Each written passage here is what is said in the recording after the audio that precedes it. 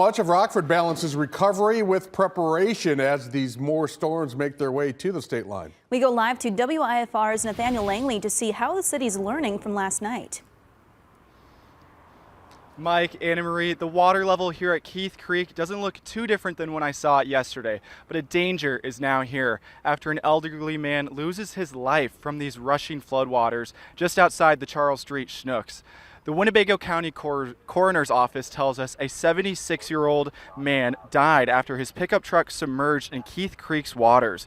Authorities say the man was trapped in rushing floodwater in the Schnooks parking lot just after 10 p.m. on Sunday night. While the driver escaped to safety, rescuers couldn't get the man who was sitting in the passenger seat. Those from the city say you couldn't prepare for such back-to-back storms hitting the area. There's only so much we can engineer for. You know, our storm sewer system here in town is designed to handle a 10-year storm. Most detention basins are designed to handle a 100-year storm event. So when you get beyond that, pretty much everywhere is flooding.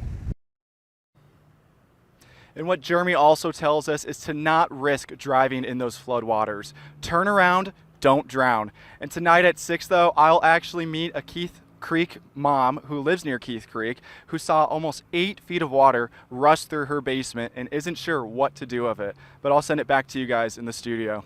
Wow, so many challenges right now. Thank you, Nathaniel. And the stormwater manager also tells us to call 911 if your life is in immediate danger during these storms. That especially includes if water meets any electrical panels or devices in your home.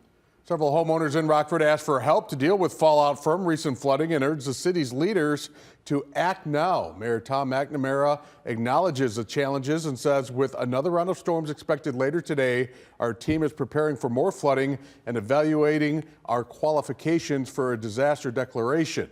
His full statement can be found at WIFR.com.